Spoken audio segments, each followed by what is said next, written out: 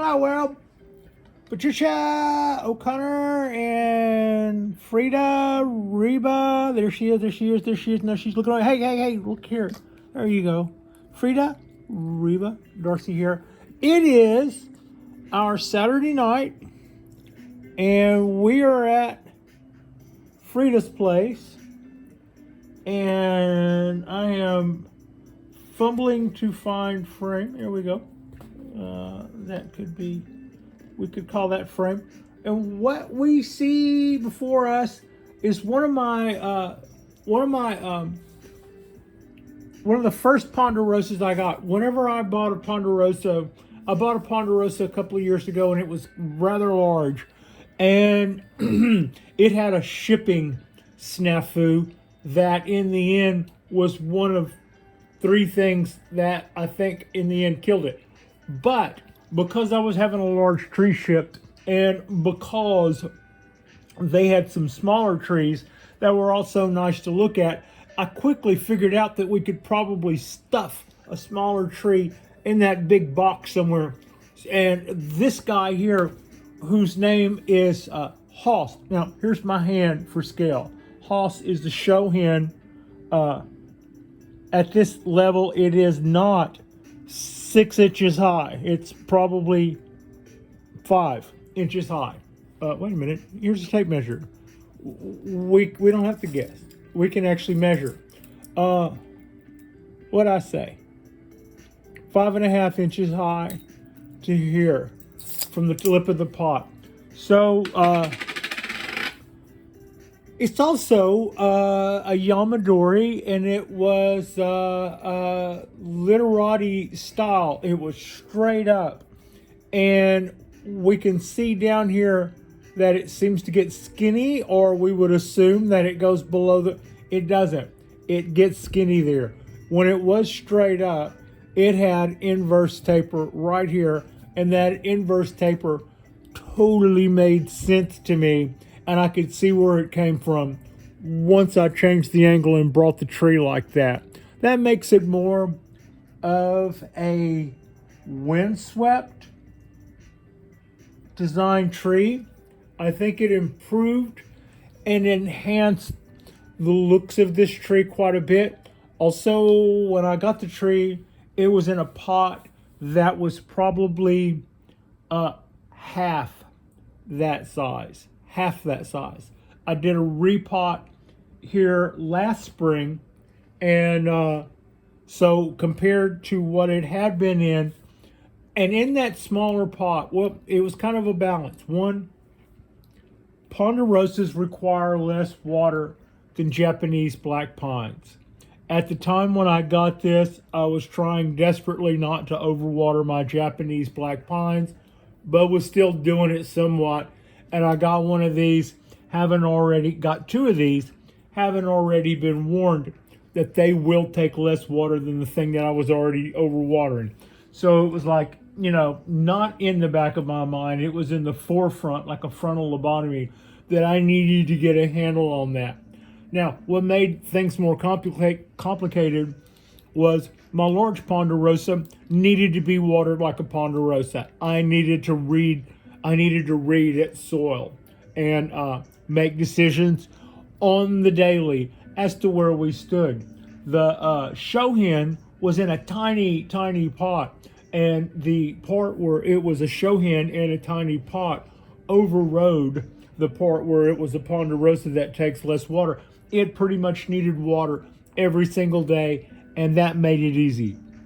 I was also worried that its days were numbered, because I was just learning how to take care of trees that were tiny like that, and seeing this one underpotted kind of made my collar a little. I was a little nervous about ever falling off balance with this. But this tree is a gorgeous little tree. It's got some neat features. It's got lichens growing on it in several locations, which they take a long time to grow. They are also kind of like a dry parasite, so they don't readily, rot your tree away. Some people wouldn't like them and remove them. I think they're a natural sign of age, and unless I start to see something that I consider to be changing the look of the tree in a way that I don't like, I'm just going to hang with it. I think it's fairly cool. We've also got this rollover feature here, and it was told to me when I got the tree that it was estimated to be 26 years old.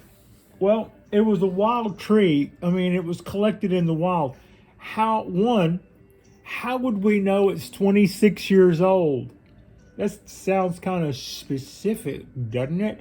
And furthermore, how would a tree that's 26 years old be 5.5 inches tall? I mean, on one hand, we might expect to see a trunk that's 26 years old with some huge trunk and then chop it off to something. And then, maybe we could get something a foot tall that's enormously old that way, and a couple of years of retraining that next shoot, and, blah, blah. But that clearly isn't done. We're looking at the whole tree there. How does that be 26? And how would we know? Well, the answer to the first question is when it comes to pine trees, there's little rites of passage. Like human beings have a little rites of passage. You can look at a human being and if they're adolescent, or you'll know if they're a teenager, or you'll know if they're adult, as is with pines. Pines don't start making bark on their trunk until they're about 10 years old. That bark doesn't completely encompass the trunk until they're about 10 to 15 years old. And then the bark doesn't start encroaching on the main limbs until they're 15 to 20 years old. And then that doesn't completely encompass the limbs until they're 20 or 30 years old. So it was with those, and the parts where we could see that the limbs had already had bark growing on them, and on top of those already had lichens on top of them, just to let us know that they'd been there a while, that they begin to just kind of click off this little decade, that little decade, knocking on a third decade. So that told our guy who collected this tree, he was looking at a 25-year-old tree. A year later, he sells me a 26-year-old tree. So now the second question, how in the world would you get a wild tree that grows, it started from seed in an environment that it had to have been used to, at least well enough to have sprouted in the soil and grown that long? How could it only be that tall after 26 years? One, its environment was very harsh. Not a lot of rain. More likely to get snow. More likely to be covered up with snow. It's not even a miracle that it's that small. It's a miracle that it's that small and still alive. Also, it took me a minute to get this, and having gotten a couple of trees from the same collector, he finally mentioned their growing season is 4 months a year. 4 months a year. The rest of the time, it's over with. And that 4 months is way hotter than what we go through here in our temperate climate of Alameda. So when I thought that this tree was going to have a much easier winter than the harsh ones it was accustomed to, I also found out that it was kind of accustomed to those harsh winters, and it needs one to get a reset, or it will just kind of run itself into the ground. So we're working on that. This very winter, I'm probably going to relocate a few of my ponderosas so that they can overwinter in a place that is more suitable to their winter reset. That way, we intend to keep them healthy and happy. Now, I think I also mentioned earlier that we had done a repot, and let's look and evaluate where I am on this Ponderosa. It has looked better than it looks right now. I've had the tree looking better than it looks right now. If we have any issues, and we do, we have a slight one, this angle that I have changed the tree to, I I would say is a lot more, at the end of the day, is a lot more flattering, but at the same time, it is not practical. It's it is not practical for me for several reasons. I mean, look how long that is. This is a Shohin that can take up 3 or 4 trees worth of space. And I love the tree. I'll make a space for it. But what I can't do is keep it from bumping into things because it's vulnerable by that much. And I am on a balcony. So I'm looking at quite a bit of brown needles, but they're not entirely brown needles. They're needles with busted tips, a third of the way or half the way. There's a lot of needles here that are showing signs of damage or dying. And they don't, and if, at first you might go, well, the needles are dying. Then you look and you go, no, it's not dead all the way down. It's the tip, or a third of it, or a half of it. That's where they all bump into things because it's so long, it bumps into things. And I probably don't want the tree to be in the shadows, farther back in the back, hanging out. So I bring it up to bring it into the light. And then I have to work the area in front of it to get everybody watered, and it gets bumped. It gets bumped by the watering can. It gets bumped by the other trees. It gets bumped by me. I don't see what I'm doing with the bottom of the watering can always when I'm watering something over here and I'm reaching over. So while I love the angle, I would say it has made it more difficult for me to keep the tree looking pristine. I will probably reconsider that on the next repot and amend that. Let's see. Otherwise, I don't really think we've done anything. I think we're in a good place for this tree health-wise. It was a little touch and go. Now that I've increased the pot size, and therefore a while, we didn't have the root mass. So that was so the old pot was this big. This pot is this big.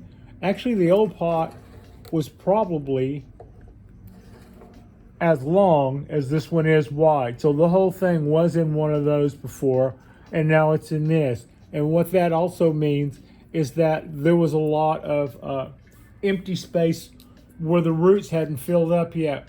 So all of a sudden, it didn't need to get watered every day. It needed to get watered 1.5 times a day or something.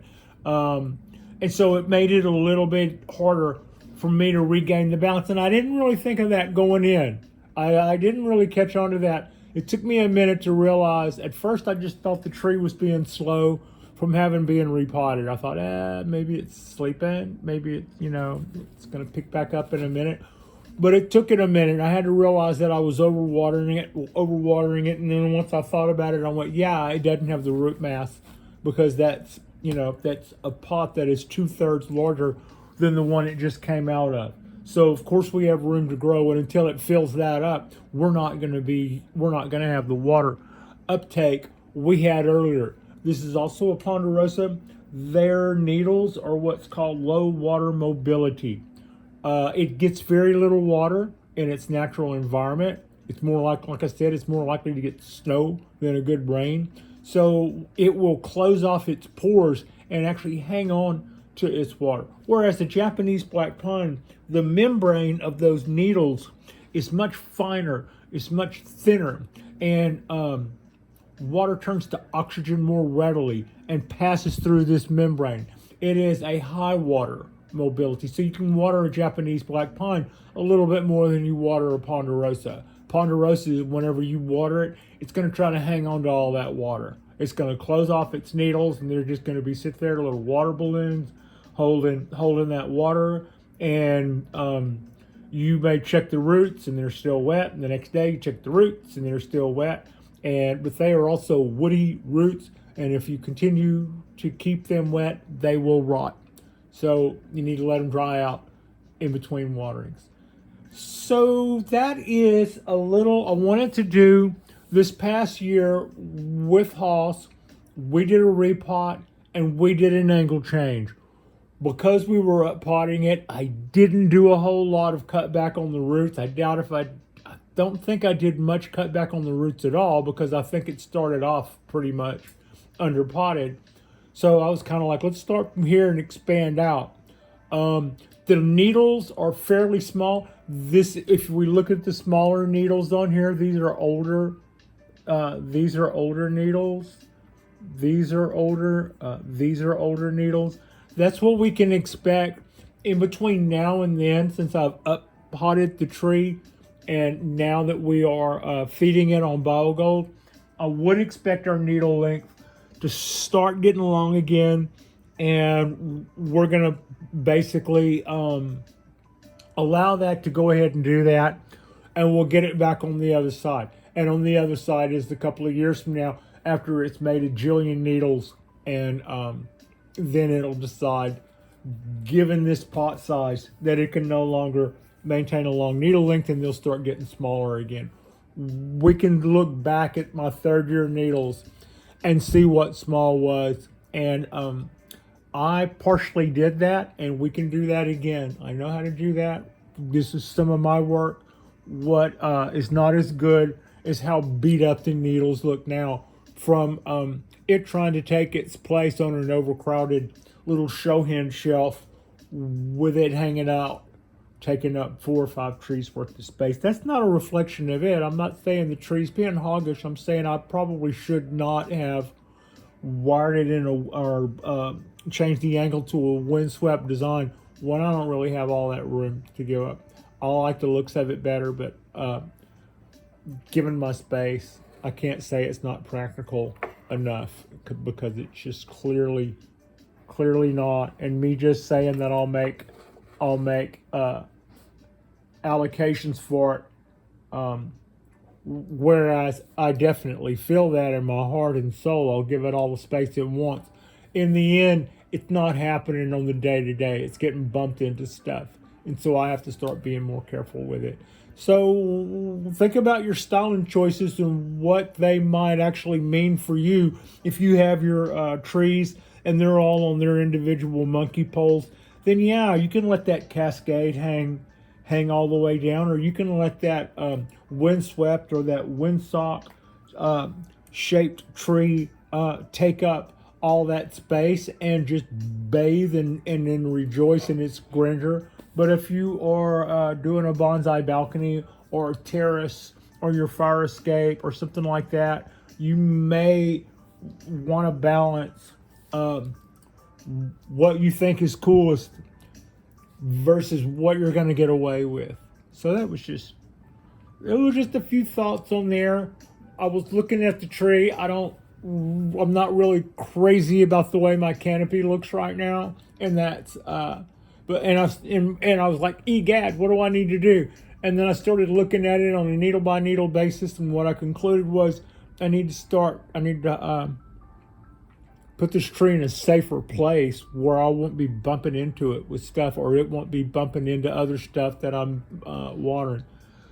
So yeah, that's about us. Other than that, this has been a great little tree. This Ponderosa, its name is Hoss, and Hoss Pondo, and I got it as one of 2. I got this one and a huge one, and I lost the huge one. But Hoss Pondo has always showed us that this is something that we can do, and it's always responded well to feeding, and it's always responded well to the grow lights and all that other good stuff. All right, this is our Saturday night drop here at Frida's place, and we've just done nothing but Ponderosa stuff for the last couple of drops. We'll probably go back over to start doing some Japanese black pine, or maybe we'll just continue our Ponderosa stuff.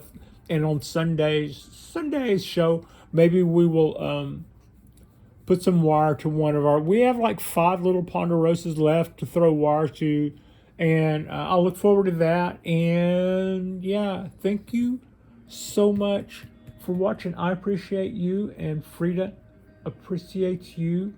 Like and subscribe if you guys haven't already. I have this Ponderosa, another 100-plus-year-old Ponderosa, and then I have 10 seedlings that we just acquired that we're currently wiring and playing with, and I look forward to doing a lot more of those. Plus, we have over 50 Japanese black pines for a little balcony. Most of those right now, 31 of those are, 29 of those are seedlings that we just started.